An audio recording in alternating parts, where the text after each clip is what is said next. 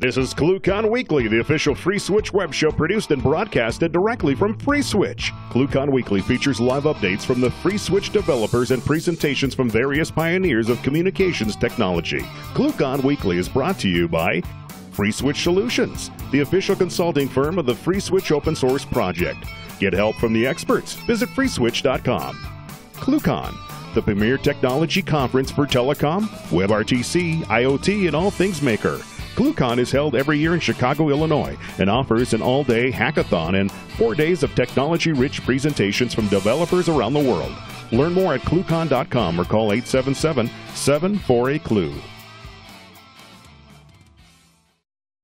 All right, guys, welcome to ClueCon Weekly. Today is September the 27th, 2017. Today we'll be joined by Karl Anderson from 2600 Hertz. You guys may know Karl from his work with Kazoo and a lot of the other cool stuff that they're doing over at 2600. So I stand by for that. Let's go over to Miss Kathleen. I think she's got a few things for us today.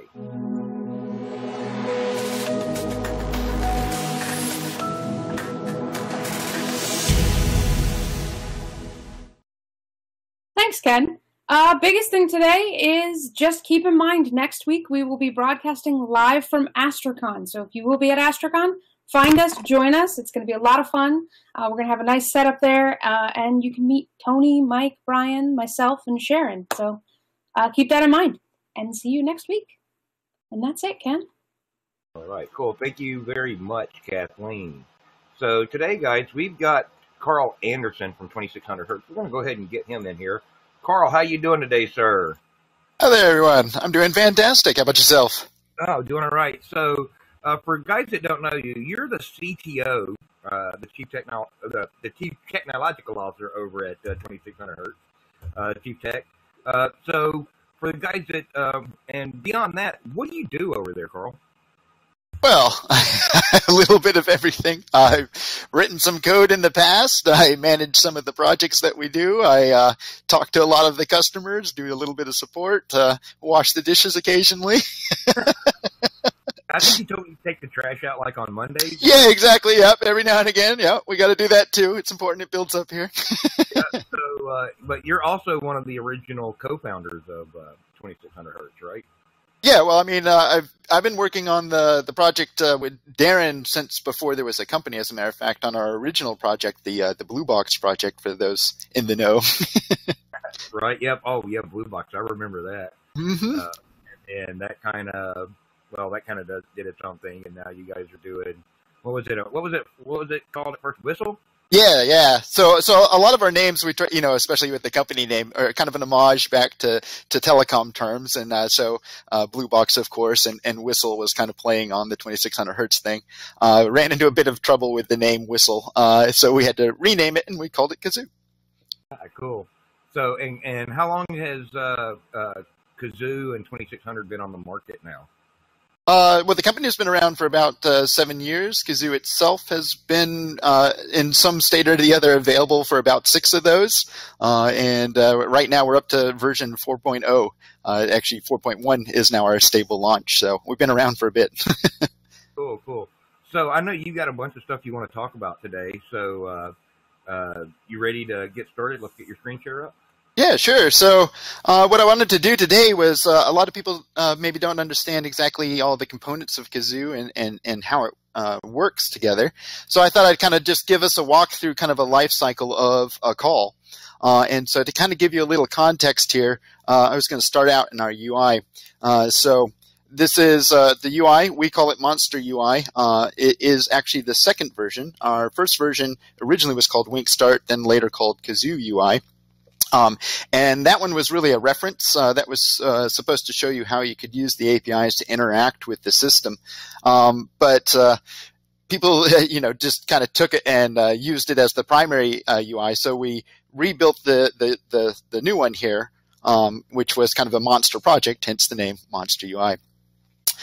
And similar to our old UI, it's got the concept of an app store, and we want to have we're working on building this out and launching this more formally. But the idea is that you kind of have the various apps that you need in a communication platform available to you from either the community, from ourselves, from other perhaps carriers throw in their apps here for integrations with number purchasing and porting. All the aspects of it could be represented by the various apps here.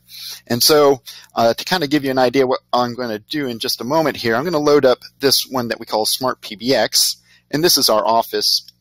And so if I just come in here and I search for my user, I will find myself. I have an extension, a phone number here. I've got a number of devices available to me. One of the things, is we also try to make it very simple. So if I, for instance, try to add a new device, an end user can look at their phone and say, oh, this matches the icon on my phone. Oh, this one looks like my phone. And then I simply type in some basic information and it'll auto provision because it's linked to our provisioning system. So we're also trying to make sure that the system is powerful, but also simple to use. And to that end, this particular application itself is actually a wrapper around the more complicated, what we call call flows. And so really all that is actually doing is it's just a friendly way to come in here I'm not going to find it. Hold on. Go to the next page. And configure these drag and drop call flows that you might have seen from a long, long time ago and was really the first app that we ever wrote. Just not succeeding here, but we'll just pull up any of them. So here we go.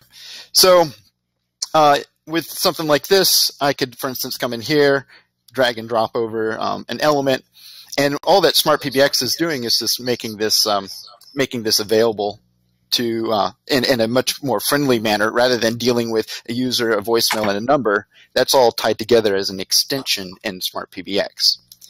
And the entire way that the UI works is it's driven entirely through APIs. So as I come in here and do things, like if I, for instance, reload the CallFlow app,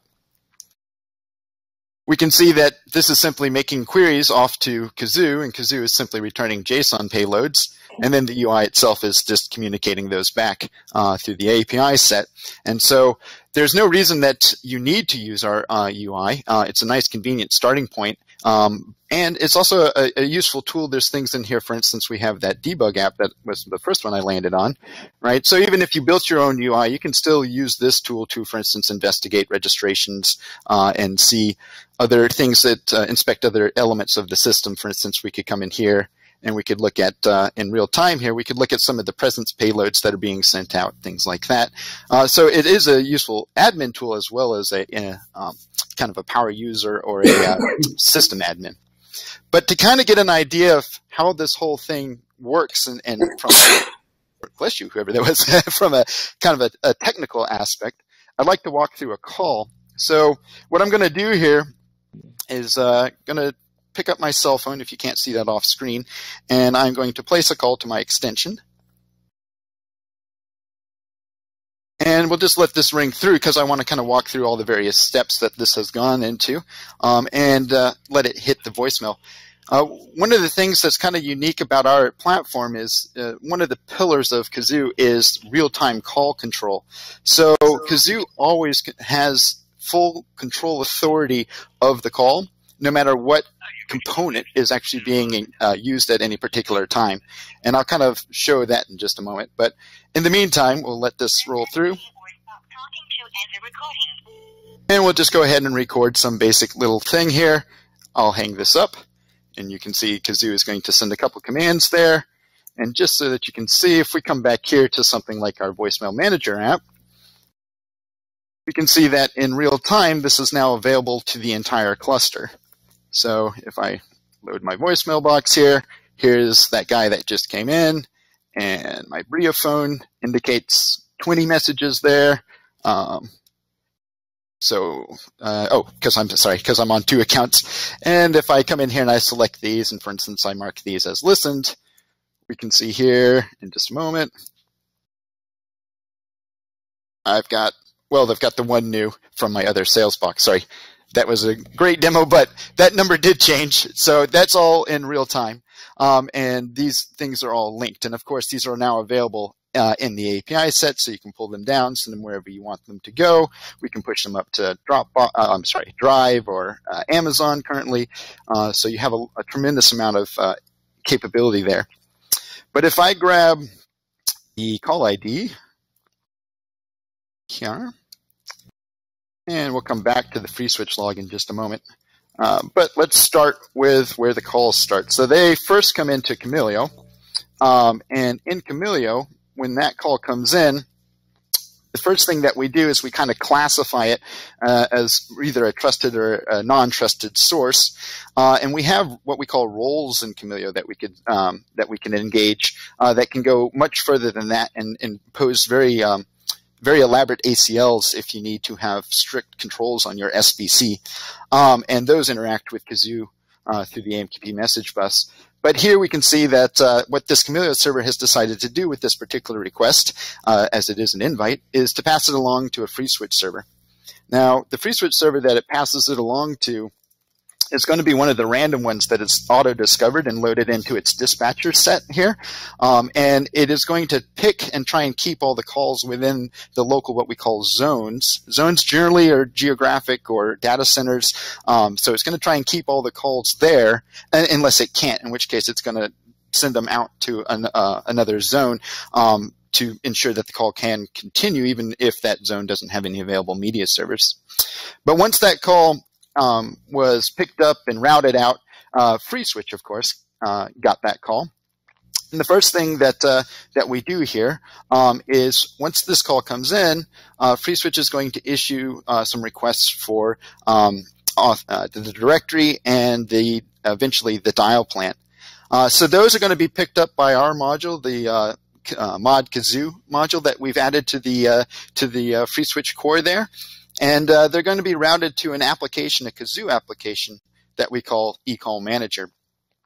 And so the eCall Manager is an abstraction of the media switch and specifically of FreeSwitch here. And so if I look at what eCall Manager did, I know it's a lot. We have very verbose logs, so when you run in full debug log, as we are now. But you can see here that it has picked up a route request, a fetch request for a dial plan XML, and it's going to fire off 2 events into the cluster. Now, all of the Kazoo applications talk to each other through a message bus called AMQP. It has a broker. Well, the AMQP standard requires a broker, and the broker that we run is called RabbitMQ. So this is fired off basically a JSON payload on that message bus, and anything that's bound in can listen for, hey, I've got a call, who can handle it? Now, we write all of our applications in Erlang, but there's no reason that they have to be written in Erlang.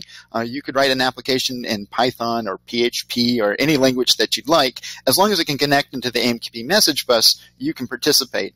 So perhaps you want to replace our call flow logic, which is executing this call in just a moment. You could still use eCall Manager to manage the FreeSwitch servers and the abstractions and the clustering, but still have the high-level business logic written in whatever language of your choice. So this guy is firing off that what we call the route request and the auth-z request. And so that's going to actually go to 2 different places. The auth-z request is for authorization. It's going to hit an application we call Johnny5, because if you don't have enough limits or credit in your account, we're going to short circuit your call. Once that authorization has been successful, that is also going to trigger a rating request, which goes to an application called Hot or Not, which rates the call and appends to the channel variables in FreeSwitch the cost of that particular call. And then down here, like I was saying before, we have the actual call router itself, who is sending off the route request and waiting for responses to come back. So what that looks like is that's that AMQP message saying, hey, I've got this thing. This person wants to establish an audio call. They're trying to get to this number. Here's some other metadata about the call. Who can handle it? We have basically 3 primary applications that are listening for that. One we call Trunk Store. So Trunk Store is for wholesale routing. Basically, it doesn't manipulate the call in any way. It just simply routes it very quickly, coming into an external PBX or from an external PBX out to one of your carriers, or internally we call them resources.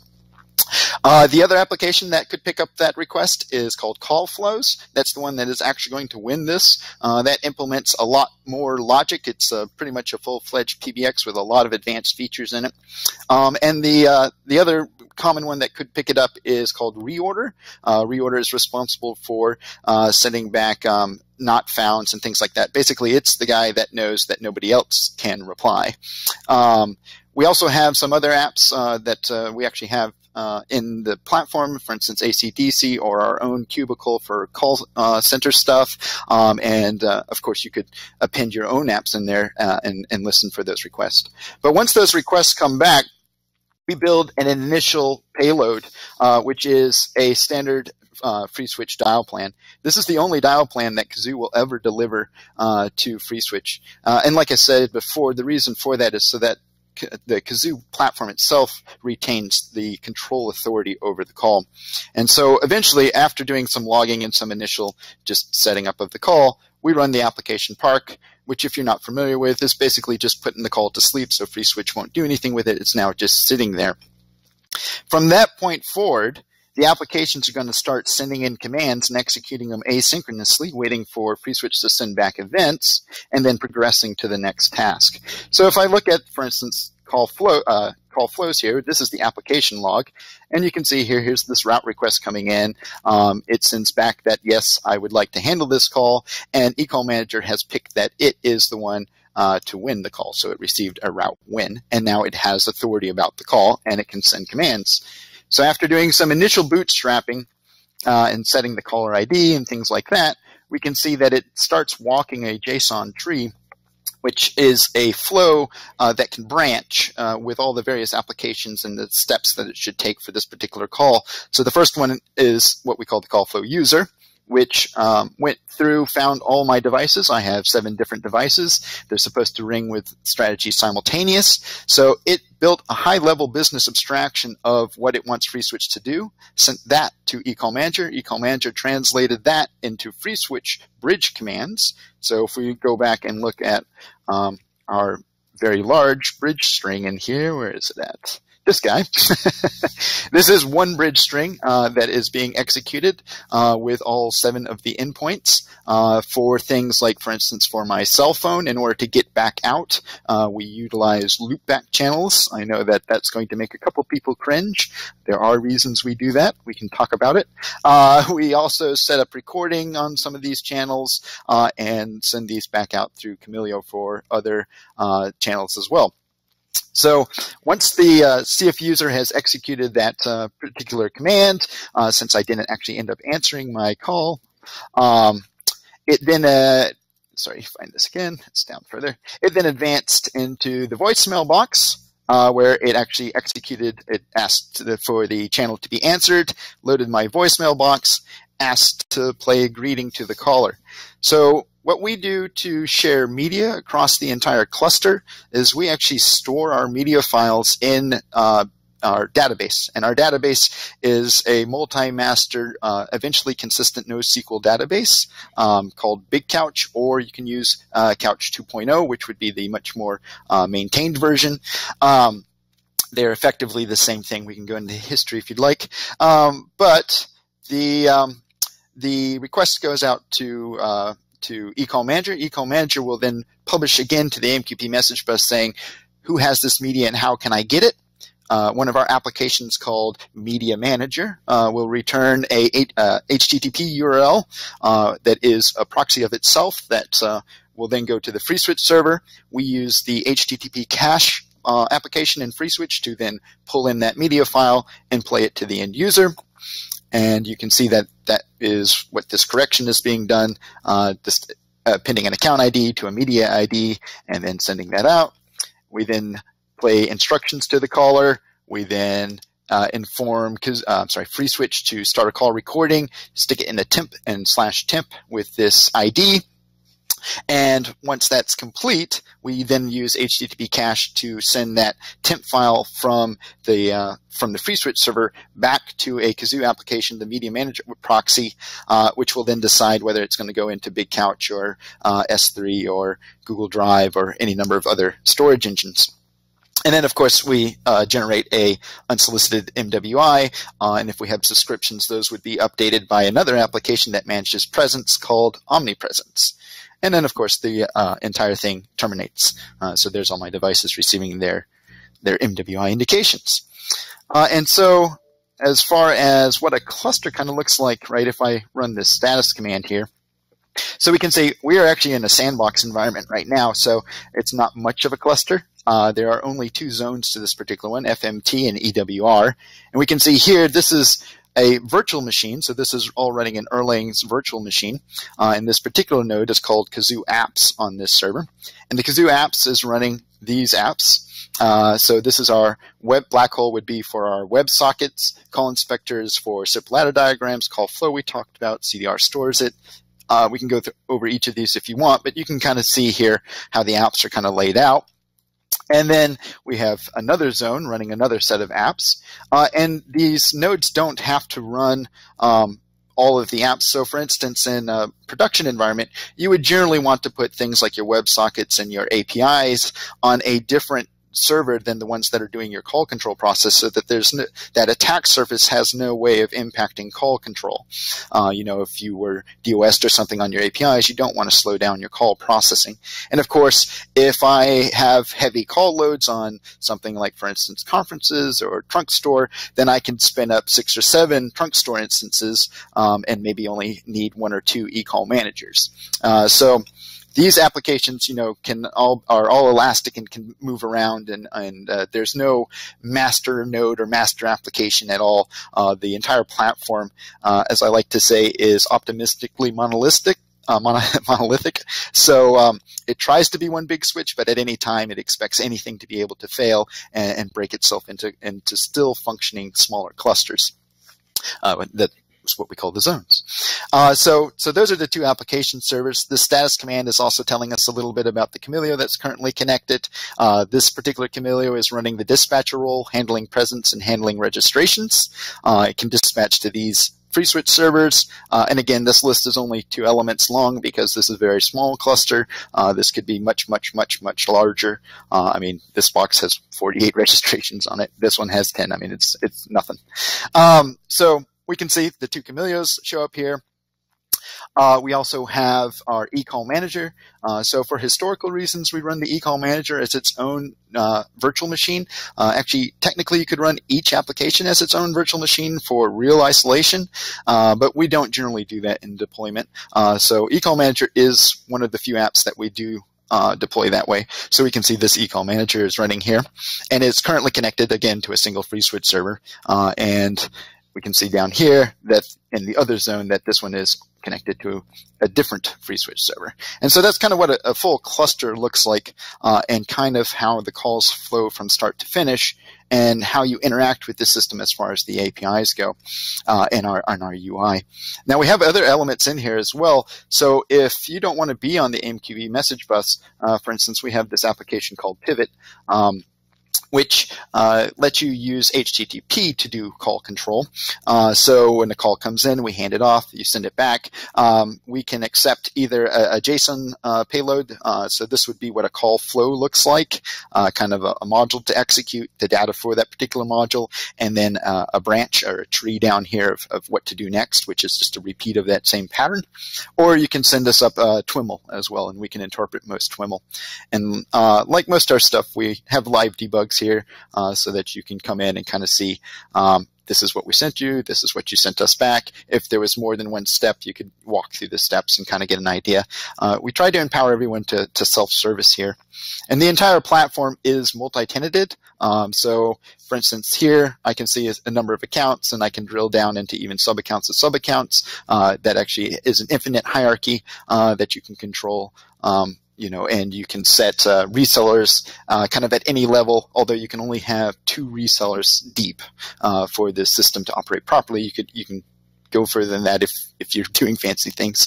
But the whole system also in addition to having the HTTP interactions, of course, you can do call control through the HTTP APIs. So Kazoo could run all of the calls, and you can reach in and do arbitrary commands to it. So, for instance, start a recording, stop a recording, do a transfer, things like that, which is what powers things like our operator console.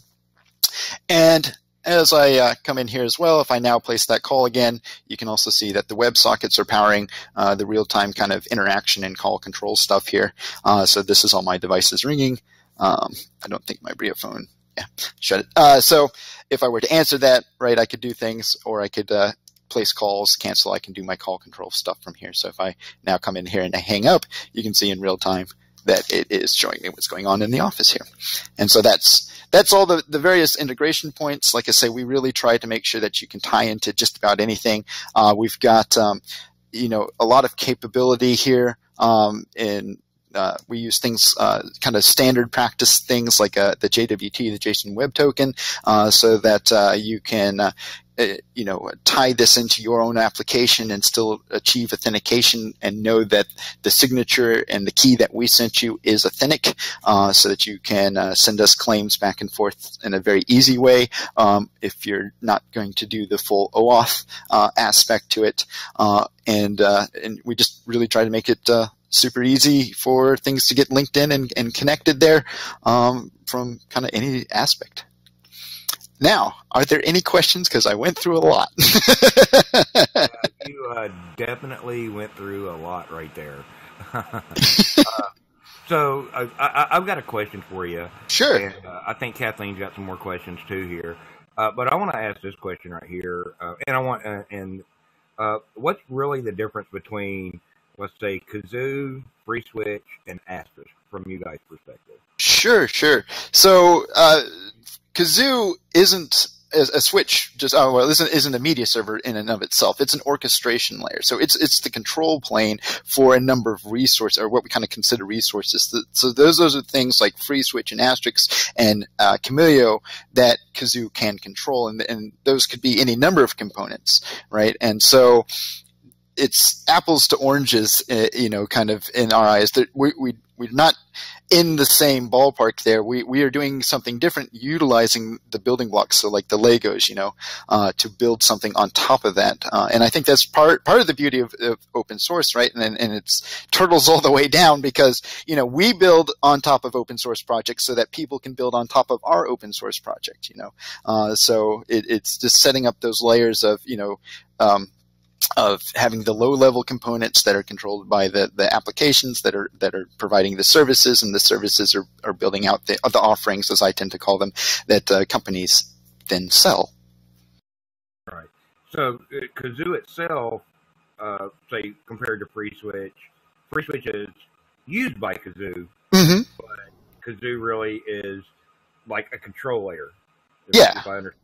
Yeah. So it's stitching everything together and controlling to give you the control mechanisms for the call flow and business cases and all that other good fun stuff. Yeah, and it's handling the integration. So like I say, maybe not such a great example, because you guys can actually store to S3 in FreeSwitch natively.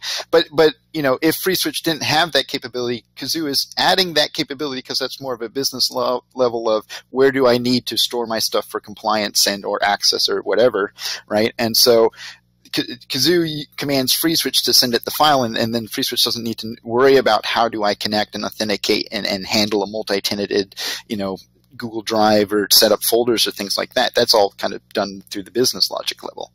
Right. Yeah, that's cool. So I know, you kind of talked about it briefly, that you guys had the original UI, which was more of a demo UI, mm-hmm. and then you turn around and built Monster. Mm-hmm. Why did you guys actually go through that fun time to build Monster? Well, like I was saying before, Kazoo UI was originally built as a reference design. So we built the whole platform. The idea was to kind of solve this, building this orchestration layer to control a distributed system across the WAN with a very elastic set of resources. And when we did that, nobody quite got it. Nobody could use it. They would download it and be like, I don't know what to do next. And so we built a UI and said, here's an easy way to get started once you understand it, you can build your own UI. And so all we did is every time we added a feature, we just put another checkbox in it. And it was just a kind of an ugly, just amalgamation of all kinds of random stuff just thrown in there so that we could show off what it could do.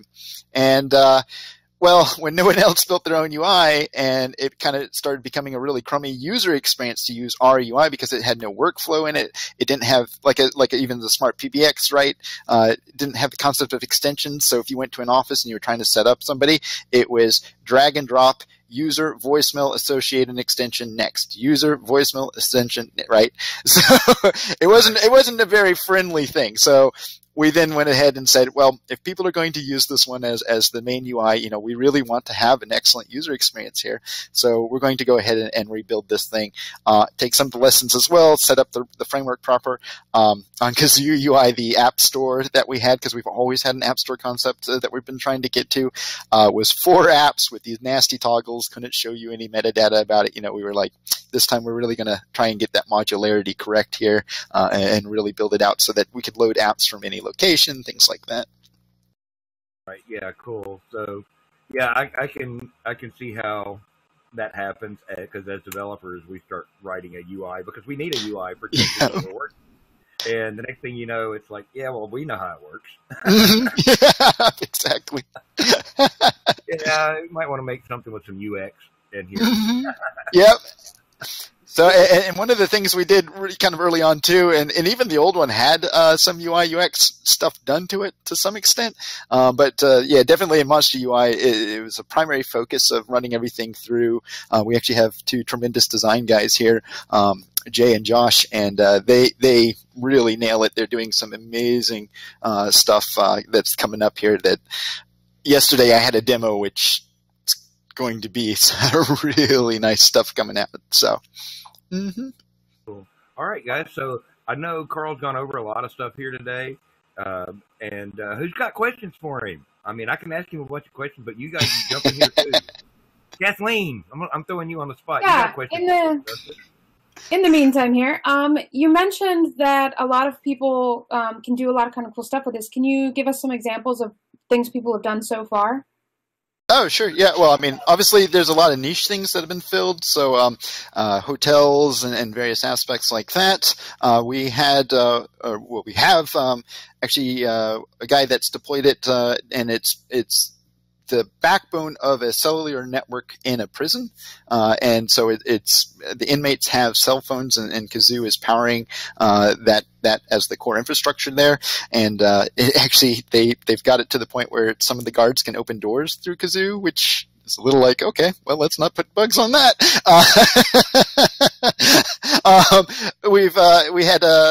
Kazoo was used, to power a video service, where, doctors, would be able to see a video of ambulances that were en route and interact with the physicians that were there. We are a lot of overlays. Like small cities where they have kind of regional cable providers there, and they want to do the bundled service and add the phone system on top of it. We deliver the residential phone service through Kazoo for a couple regions there. We did some stuff where we were bouncing off satellite links, and the Kazoo was actually running an open BTS network. That actually was kind of a temporary established, so it's not up anymore. But that was a really interesting one. You want to talk about hugely elastic networks? Holy cow! Learned a lot doing that. But yeah, just kind of all kinds of random things like that. A couple companies have put it into. I don't know if you guys are familiar with turret phones at all. They're primarily in the financial industry. They are quite interesting. I don't know what that is, Karl. The turret phones are like when you're watching like the old Wall Street movies. It's a whole bank of phones on the wall where the traders just walk over and start screaming orders into it. Yeah, that's what it's. And what that means in implementation is, if you had 6 people in your contact list on a turret phone, that's 6 calls that are up 24 hours a day, 7 days a week as conferences, so that at any point anybody can hit the button and scream at each other.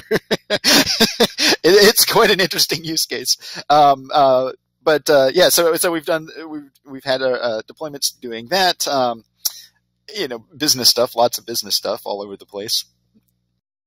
Yeah, no, that's actually kind of a cool use case, because just the number of, I don't want to say circuits, but connections that you have for doing those things is crazy.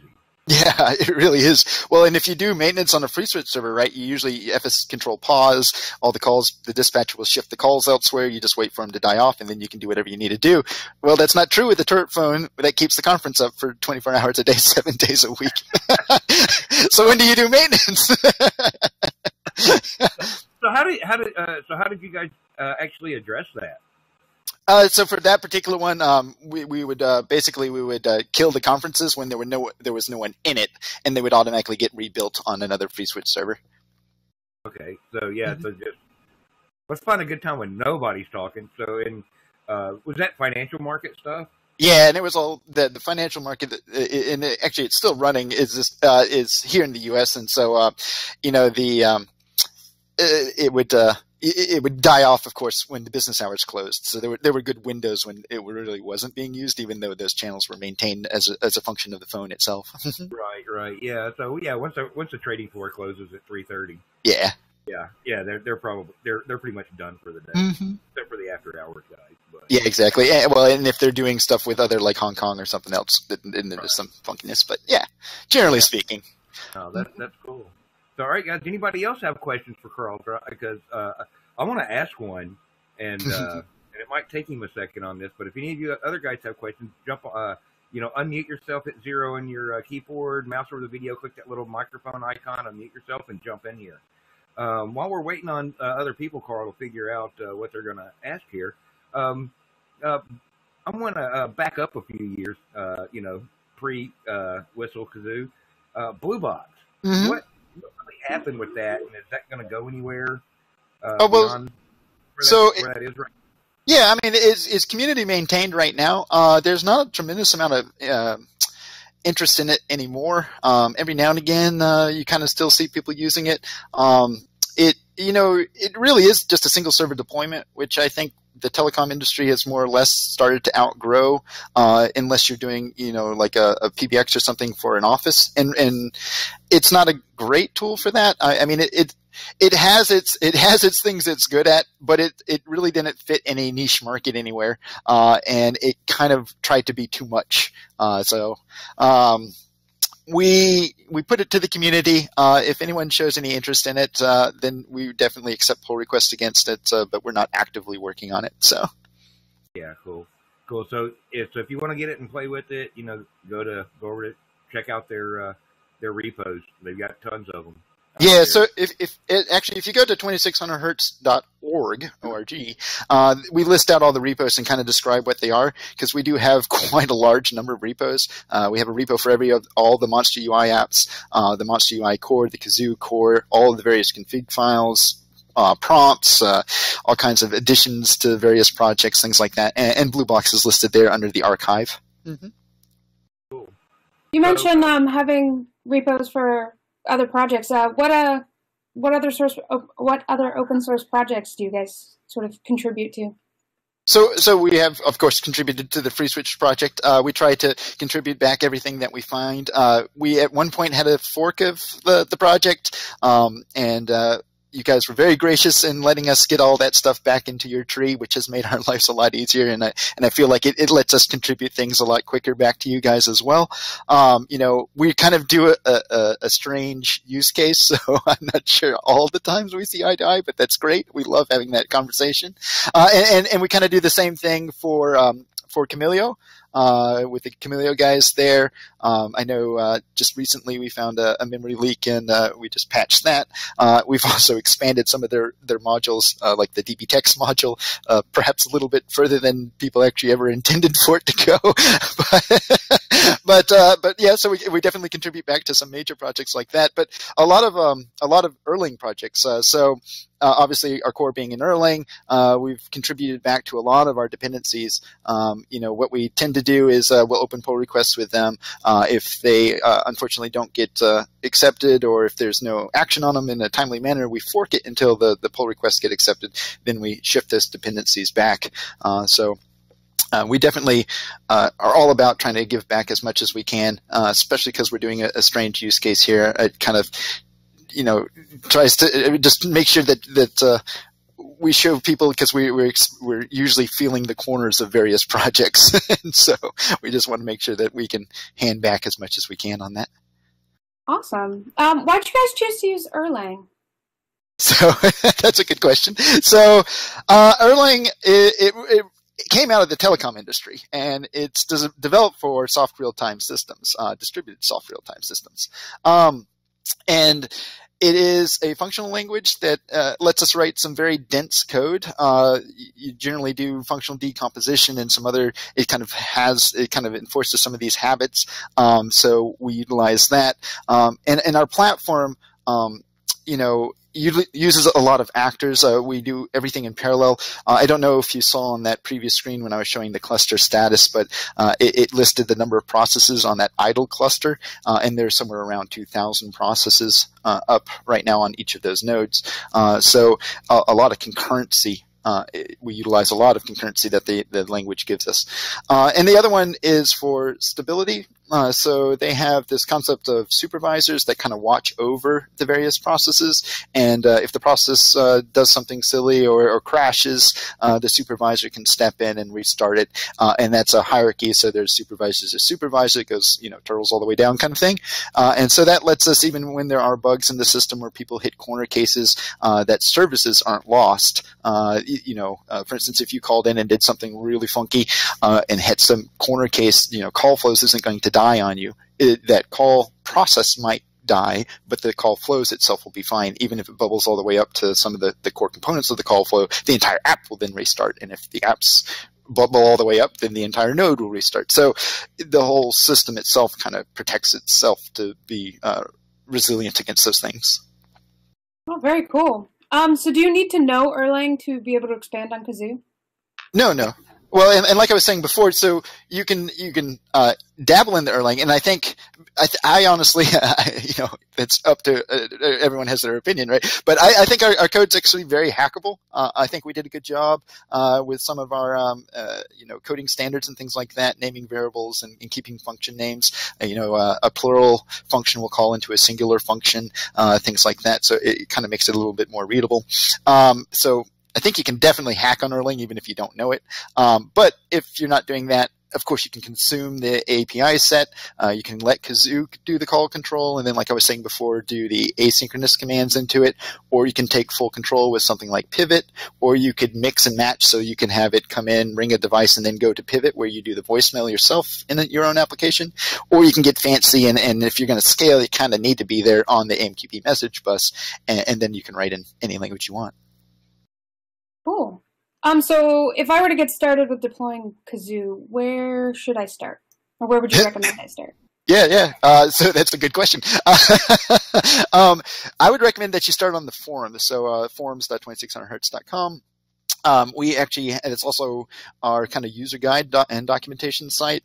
So that's a good spot to ask questions and maybe seek out some of the community members or the installation guide.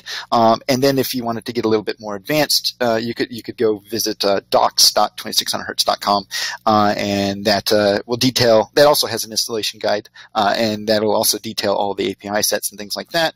And there's a sysadmin section as well that we're still building out. And like every project, documentation tends to lag a little bit behind the development. So if you have any contributions or if you find anything there that you'd like to throw back up, all of our documentation is driven through Markdown files on the GitHub, on the various GitHub projects. So for instance, if you're looking at Monster UI documentation and you find something, feel free to open a pull request against the Monster UI Markdown files and submit it back. And if you're not comfortable with that, just let us know in the forums, and somebody, either a community member or ourselves, will pick it up and make the correction or the addition.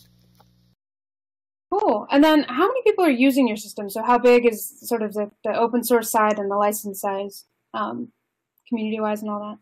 Sure. Well, I mean, unfortunately, we don't actually have a good grasp on how big the open source community is. The system doesn't really phone home or anything, so we only find out when we break something, and they all come running and say, "Oh my goodness!"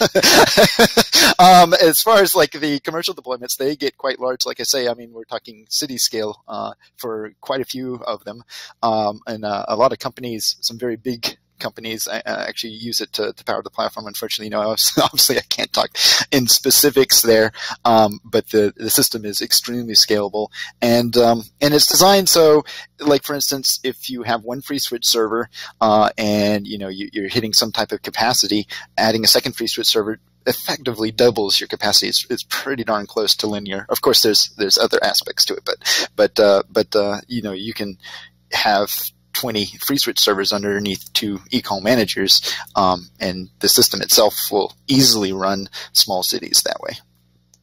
Wow, really cool. And then I have to ask, where did the names 2600 Hertz and Kazoo come from? Well, so 2600 Hertz, I'm trying to narrow it down because this is a topic that I absolutely love. I love the old mechanical telecom. I think it is just amazing, and it was such an incredible accomplishment. But when the gears and the motors ran the telephone systems, they started slowly transition to the transistors in the computers, but they would still have those mechanical systems in the middle. So they had to signal inside of what the mechanical systems could transmit, which meant that they signaled in band between the computerized, the transistorized elements of the network. And one of the tones that they would send in band was the 2600 hertz tone. And that basically told the other side that the line wasn't being used and that, commands would follow. But because it was in band, it meant you could pick up your phone, play that tone, and the other side had no idea whether it came from something that was authorized to send it or not, and then wait for whatever commands that it would come. And since the two machines between the mechanical systems are allowed to do anything, that meant you could do anything because you were part of the trusted network at that point. And so the 2600 hertz tone was kind of once the phone freaks and everything else started using that kind of was one of the ways that they discovered and explored the telecom environment and gained control over it. And so, here at 2600 hertz, we're trying to give that control back again and reopen the new telecom. Yeah, nothing like security by obscurity, right? Yeah, right, exactly. Well, and the best part is they even published everything. So that they were so proud of their in-band signaling system, they publicly published it. And so it wasn't even obscure. They just didn't think about it, I guess. Yeah, well, they just didn't think that... what could you do with it? I mean, what would you want to do with it? I mean, and then you end up with, old school hacker tools like blue boxes and red boxes. Exactly. Color boxes. Do all kinds of fun stuff with. I mean, even Wozniak was making blue boxes back then. Oh yeah, well I think that's how he got his start or something like that. Maybe it's where he met Steve. Yeah, but yeah, he was big into that. Well, and I even my dad got me for Christmas one time an original Captain Crunch whistle. So Nice. Nice. Well, yeah. We've covered a lot of stuff today, Karl. Mm-hmm. I mean, just a crazy amount of stuff today. Everything from old school blue box all the way up through Kazoo and Monster and everything else. Is there any last parting words you want to get in here? Because we're starting to bump up against time. No. I think that's pretty much all that I've got. If you guys have any questions or anything, come check us out. Hit us up on the forums or in IRC. We love talking to you guys. If there's anything you want to do, or if you're having trouble or something like that, or you're trying to do something unique, we love ideas and seeing how people push it and use it. So just reach out and give us a call. Give us a talk. All right, cool. So for guys, just to make sure I got this right, they can hit forums.2600hertz.com. Mm-hmm. They can hit 2600hertz.org and find all the open source components and everything. And I guess hit 2600hertz.com if you need to get help from these guys, because it's true. Business model, right, Karl? Yeah, I guess we do have commercial services. That's true. Yeah, if you need support or if you need SLAs or anything else like that. We also have hosted, and we can also manage a Kazoo infrastructure. And we just recently announced our private cloud, which is basically dedicated servers running in our data center that you could purchase from us as well. And we do have some commercial modules available, primarily call center and another module for performance once you really are getting past about 50,000 phones or so on a cluster. There's some modules that we can put in that help with that, but they're not necessary. You could scale. It just makes the density a little higher. Yeah, and yeah, you mentioned it, man. Actually, got to hang out with Karl at ClueCon, and he was playing with some really cool stuff that was 3D printed. And what's the odds of us getting you back on here in a couple months to talk about that stuff, Karl? Yeah, I would actually love to come back, and if that's what we want to talk about, then I'd love to talk about it. As a matter of fact, the room that I'm sitting in is my 3D printing lab as well. Nice. Yeah, so Karl's I want to say thanks, Karl, for coming out today. It's always good to get to hang out with you, whether on here or in person.